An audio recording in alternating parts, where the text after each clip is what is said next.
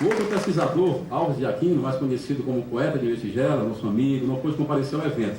O poeta de Metigela foi o organizador do apêndice, que faz referência aos contos, né, correspondente aos poemas. O anexo da poesia. Da poesia. Os convidados de hoje dispensam a apresentação. Pedro Salgueiro, conhecido por todos, e o professor Santos também, pela importância de seus trabalhos, pela atuação no cenário literário cearense e brasileiro. Né? Bem, então nós vamos falar um pouco da coletânea que reúne tanta gente boa da literatura, muita gente que já não está mais por aqui, mas muitos contemporâneos também. E eu queria ver com o Pedro, primeiramente, eu tenho certeza que o público realmente deve estar curioso. Eu gostaria que você contasse, Pedro e Sandro também, a história um tanto fantástica que envolve o título da coletânea de textos fantásticos. De onde surgiu esse título tão expressivo, tenebroso e apropriado, O Cravo Roxo do Diabo.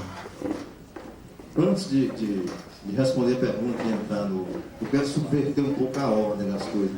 Geralmente a gente deixa os agradecimentos para o final, né?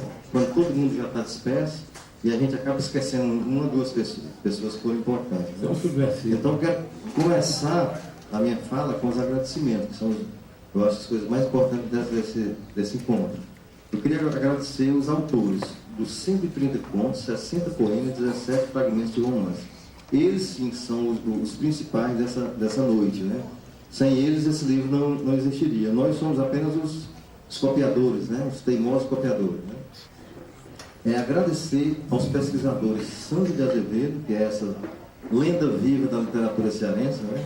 Estudado nos colégios, né? Minha filha está estudando o professor Sandro de Azevedo com 8 anos. Alves de Aquino, que é um jovem professor de filosofia e grande poeta, um dos maiores da nova geração, que organizou a parte de poesia. Eu e o professor Santos ficamos com a parte de contos e fragmentos de romance. Aos digitadores Ana Célia e Janaílma, que digitaram no Word mais de 1000 páginas. Quando a gente botou no livro ficou 700, mas mais de 1000 páginas digitadas. Ana Célia e Janaílma. E é o grande revisor, um dos maiores revisores aqui do Ceará, Carlos Roberto Vasconcelos, essa figura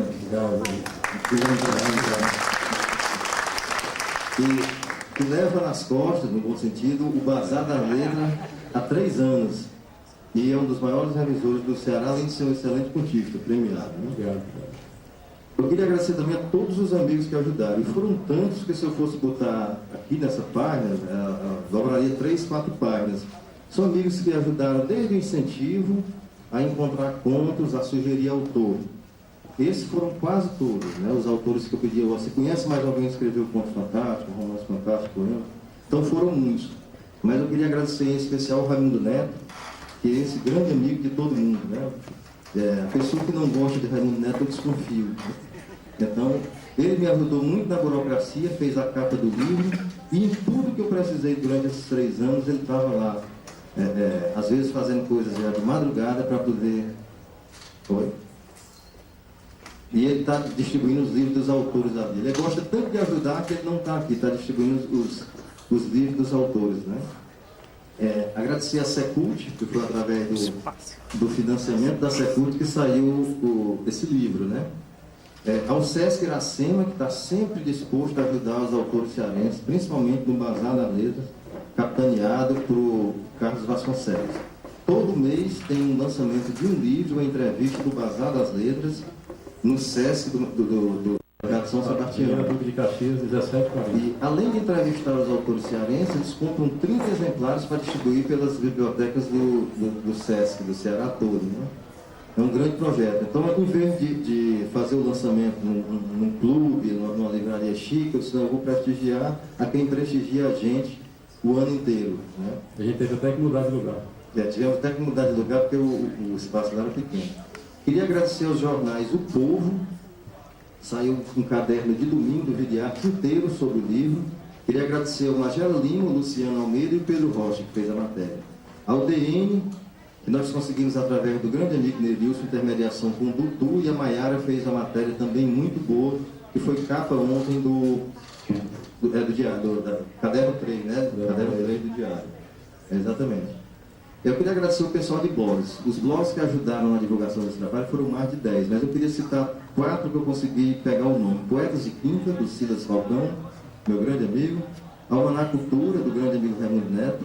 As Esquisitices do Ópio, do Manuel Bucão, grande filósofo e escritor. Literatura Sem Fronteira, do grande mestre Nilton Maciel, que também está aqui presente.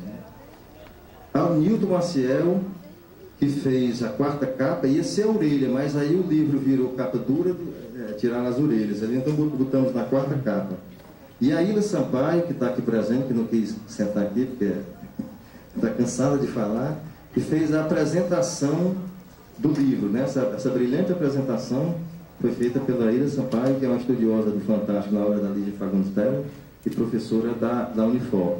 Além de poeta, contista. Queria agradecer a expressão gráfica nas figuras do Eulálio, que é o proprietário, e principalmente do Mauro e do Francisco, diagramador.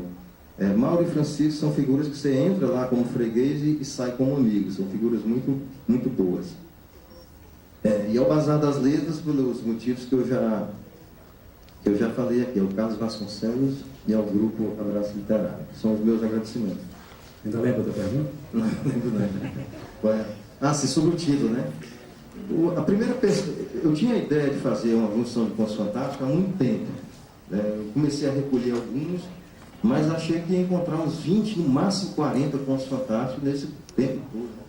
Aí eu disse, não, vou conversar com a figura que mais entende de literatura cearense, que é o professor Sandro Azevedo, que é meu amigo há quase 20 anos, né? Há pelo menos mais de 15, com certeza, né? E com quem eu falo todo dia, né? E falando sobre literatura, brigando sobre política, né? Eu sou um petista rufo, ele é um antipetista, geralmente a gente só briga por conta de política, né? Futebol dentro disso? Pois é, aí fui procurar a pessoa que mais entende literatura cearense, que é o professor Sandro Azevedo. E no decorrer da pesquisa, ele me falou de um conto do poeta Álvaro Martins, O Cravo Roxo do Diabo. Eu fiquei encantado pelo conto, pelo título, né? Aí fiquei encantado se o título vai ser isso. Depois eu me arrependi. Hoje eu sou arrependido desse título. E hoje eu pelo menos não falo mais o nome porque já me deu tanto azar, tanto problema com esse título, que eu acho que atrai alguma coisa ruim. Pois é, ele disse, tendo insistido para anotar. O primeiro, a gente não conseguiu encontrar o conto. O conto foi escrito na revista Iracema, né? 1895. Na revista do Centro Literário Iracema, em 1895. E citado por Dolor Barreira. Citado por Dolor Barreira, e ele citou para mim, e eu fiquei doido pelo título, e fomos atrás, né? Biblioteca Nacional, as bibliotecas daqui, bibliotecas particulares, o seu amigo de Brasília, Jorge Brito. Jorge Brito, que encontra tudo. Tudo, né? Não conseguiu encontrar. O que ele não encontra, ninguém encontra. Jorge Brito, né? E o ponto simplesmente sumiu. A revista houve poucos números da revista, né? E esse que tem o Cravo Roxo, que eu não digo o resto, porque tá lá. Aí de lá para cá, tem acontecido coisas assim escabrosas, coisas assim. Eu contava o número de contistas, dava 173. Outras pessoas afirmaram que era 173. Quando fomos fazer o levantamento na gráfica, só deu 130. Pois é. Eu quase que errava a conta. Não, e começou a me assustar. Esse tipo de coisa. A última coisa foi agora, quando a gente estava finalizando o livro, quando a gente foi olhar o sumário, estavam os números embaralhados. Uma coisa que é feita automática num programa altamente moderno, né? Quando a gente foi ver, o sumário estava, os números não correspondiam aos contos. Né? Afora um bocado de coisa que nesses 3 anos tem que me acompanhar, desde o atropelar por bicicleta, unha engravada, que eu vai fazer aniversário agora de 1 ano, e muitas outras coisas. Então, a busca do título começou por aí. O professor Santos pode falar mais um pouco sobre isso. Eu queria até perguntar para o professor Santos se ele tem esperança de que esse conto ainda apareça para o mundo dos vivos. Olha, a minha esperança reside no fato de Jorge Brito é formado em Direito, mas é livreiro em Brasília. Jorge Brito descobriu um livro, coincidentemente do mesmo Álvaro Martins, Nem José Bonifácio Câmara, colecionador há não sei quantos anos, já é falecido, é dono de uma biblioteca imensa, biblioteca cearense, né, do país, nem Bonifácio chegou a ver esse livro, que é Os Pescadores da Taíba, de 1895 também. Pois um belo dia Jorge Brito vai ao Recife e encontra numa biblioteca, consegue copiá-lo, né? E Virgílio Maia faz uma edição facsimilar.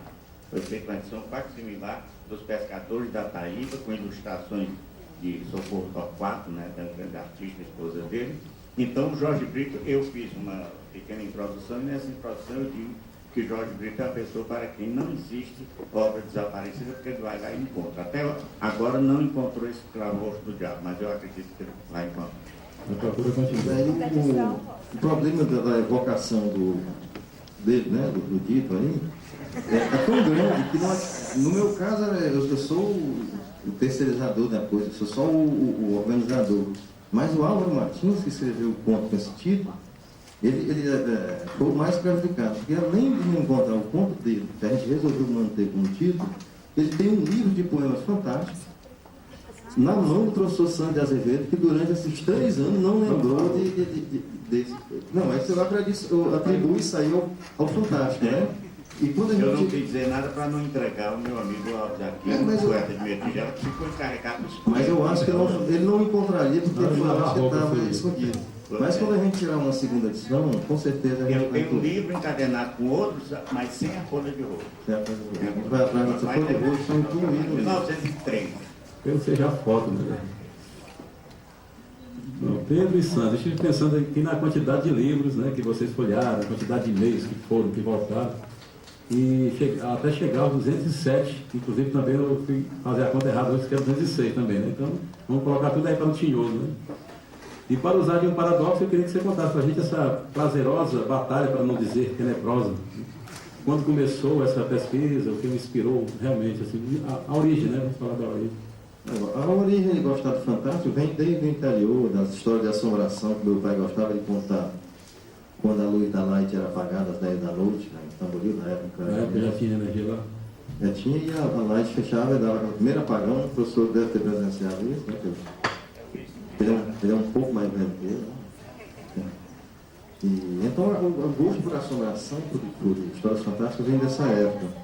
E depois, quando eu comecei a gostar de literatura, depois de estar aqui já fazendo faculdade, eu comecei a colecionar histórias fantásticas, né? E estou sempre com um livro de história fantástica. Aí começou daí, depois